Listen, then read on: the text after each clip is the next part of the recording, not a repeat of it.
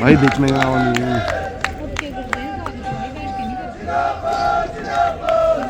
इस खबर के प्रायोजक है भूषण ज्वेलर्स, लोअर बाजार, सोलन, हिमाचल प्रदेश। पार्टी के शीर्ष नेतृत्व से भी आग्रह रहेगा कि सब लोग तालियां बजाकर स्वागत करें। हमारे लोकप्रिय नेता हम सबके बीच में हैं।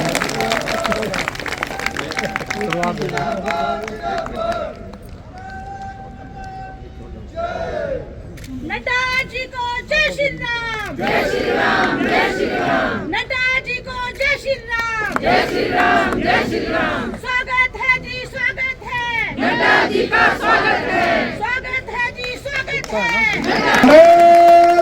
भाई स्वागत है, भाई स्वागत है, नड्डा जी का स्वागत है। भारत माता की। ही में चाहे हरियाणा है, उसके बाद अब दिल्ली में भी आए हैं। बहुत है आपका पुनः बहुत बहुत स्वागत, अभिनंदन। जो क्या मिला तो मैं यही बोलूंगा कि मेरे दिमाग में जो क्या हो गया, और क्या बोलूंगा। मेरा भेजा खराब हो गया क्या? क्या चाहिए? और मैं यहां की भी बात करूं, देखिए मैं बार बार बोलता हूं, जब जब बीजेपी आई है तब तब लोगों के जीवन स्तर में विकास हुआ है, तब तक। और मैं दम के साथ बोलता हूं, आपने मुझे 1994 में विधायक बनाया था, मैं आपके घर घर गया था। आपके घरों में जाने के लिए मैंने हर गांव को पैदल नापा था, और जब मैं 98 में आपके पास मिलने गया तो 95% से ज्यादा गांव में मैंने पक्की सड़क पहुंचा दी। ये कैसे हुआ था? ये इसलिए हुआ था कि प्रधानमंत्री अटल बिहारी वाजपेयी जी ने उस समय प्रधानमंत्री ग्रामीण सड़क योजना शुरू की थी। और मैं जमीन से जुड़ा हुआ आदमी हूं। मुझे याद है विधानसभा में रंगीला राम राव जी और कौल सिंह जी, बहुत से लोगों को ये नाम भी भूल गए होंगे, ये दोनों मेरे को मिलने आए। ये तो बजट में हाल ही खराब हुई है, हाल ही खराब हुई है। मैंने कहा बजट का हाल ही खराब हुआ, टोटल हाल खराब हुई है। क्यों? क्योंकि वो पैसे देते थे टिट्स एंड बिट्स में, मतलब छोटी छोटी अमाउंट में। मैं विधायक था 94, 95, 96, बार बार बताता हूँ, ये छोटी घटना नहीं है।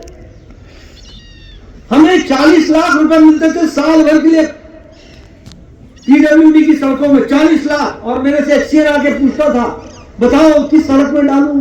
मैंने कहा सड़कें कितनी हैं? बोले 50। मैंने कहा तुम तो लाख भी नहीं पाया, करना क्या? बोलता नहीं, आप 2 सड़कों में बताओ, उसमें मैं लगा दूंगा। अटल बिहारी वाजपेयी जी प्रधानमंत्री बने, उन्होंने प्रधानमंत्री ग्रामीण सड़क योजना शुरू की, और उस सड़क के आने के बाद 10 करोड़ ये मिलना शुरू हुआ। और 98 से 2003 में 95% हमारे इस इलाके के गांव पक्की सड़कों से जुड़े। मैं याद नहीं दिलाना चाहता, लेकिन बताना जरूरी है कि देखो, ध्यान रखो कि इन कुर्सियों पर जिनको बैठाते हो वो किस लिए आए हैं, उनको ध्यान में रखना चाहिए। ये वोट देना इसको नहीं ना, मेरा ताऊ खड़ा हो गया, मेरे ताऊ, मेरा चाचा खड़ा हो गया, मेरे घर से खड़े हो गए, मेरे गांव से खड़े हो गए, नहीं, उससे कुछ फायदा नहीं होने वाला। जब इलेक्शन आता है तो पूरी बुद्धि लगा करके तय करो कि तुम्हारा भाग्य भविष्य किसके हाथ में है, सुरक्षित है।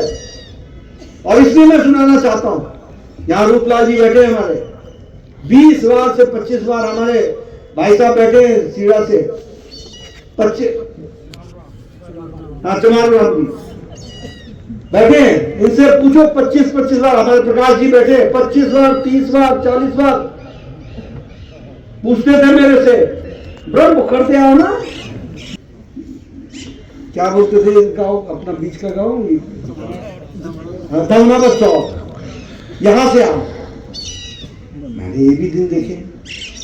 और आज इसी बंगला को चीरते हुए आपने यहां पर अब पक्की सड़क देखी है, और आपने उस विकास को देखा है। ये हाइड्रो इंजीनियरिंग कॉलेज हमने दिलाया, हमारी सरकार चली गई, एक पत्थर नहीं लगा।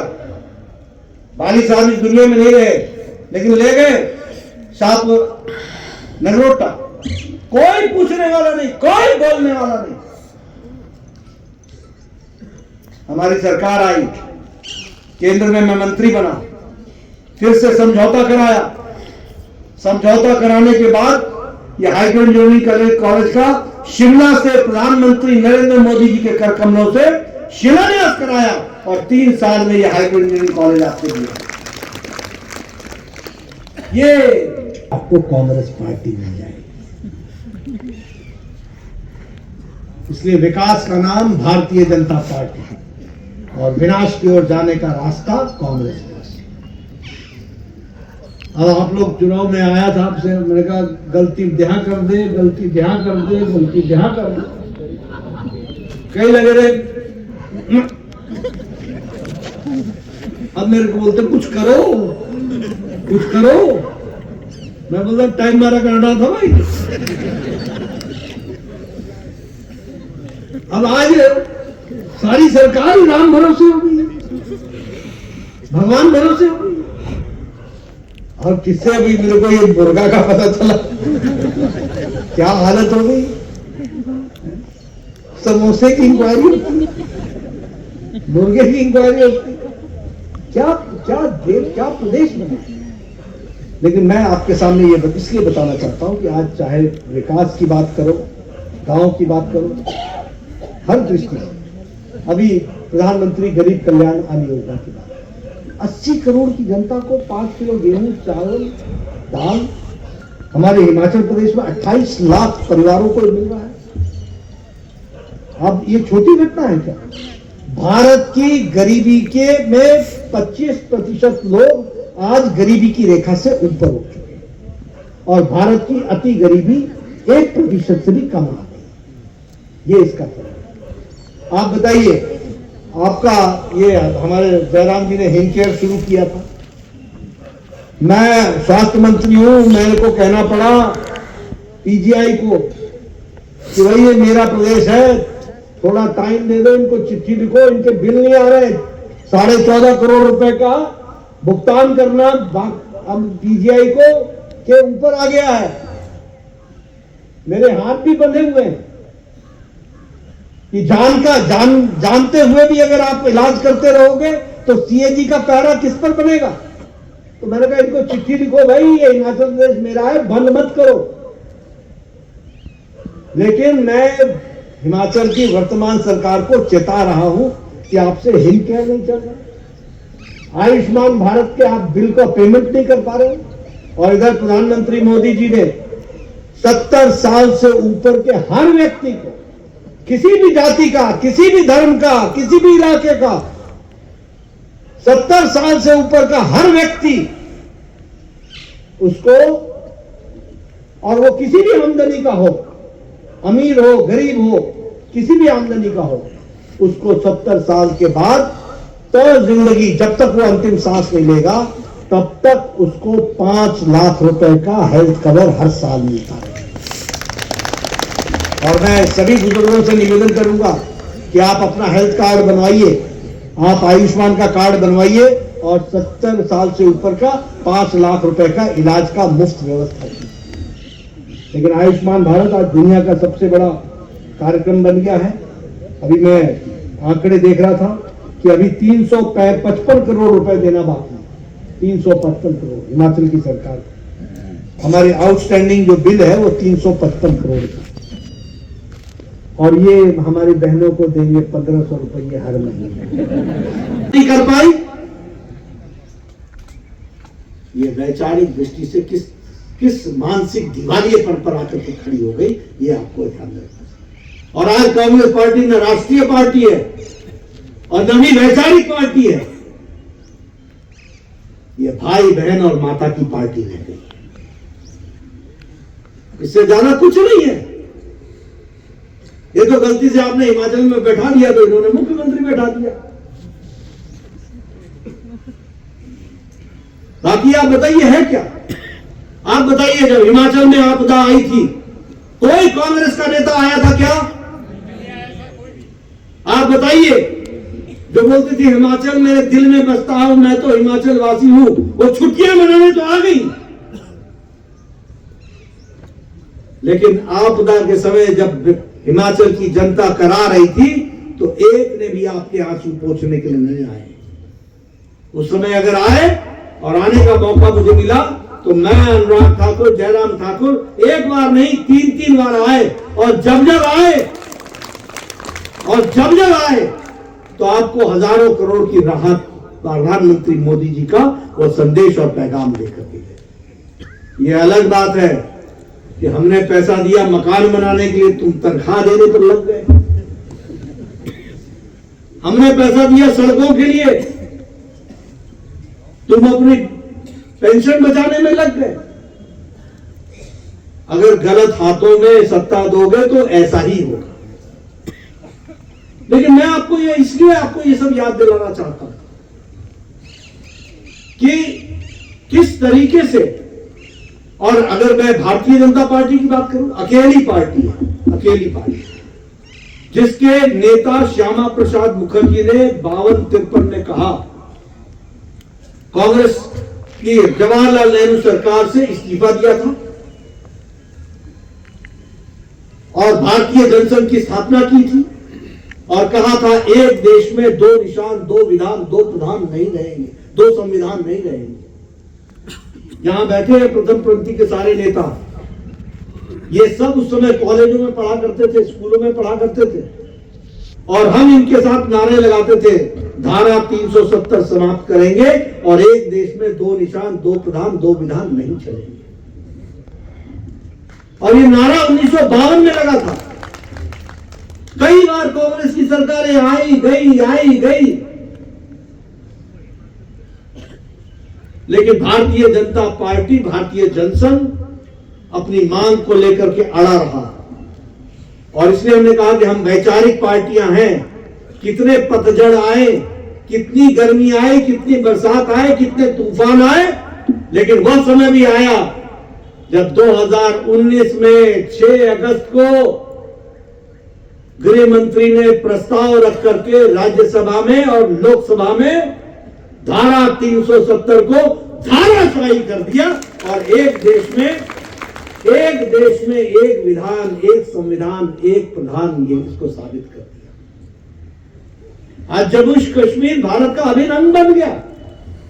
लेकिन लड़ाई कब शुरू की थी? 1952 में। लड़ाई जीती कब? 2019 में, 2019 के 6 अगस्त को। पृष्ठभूमि पर हम अटल रहे कि नहीं रहे, खड़े रहे कि नहीं रहे?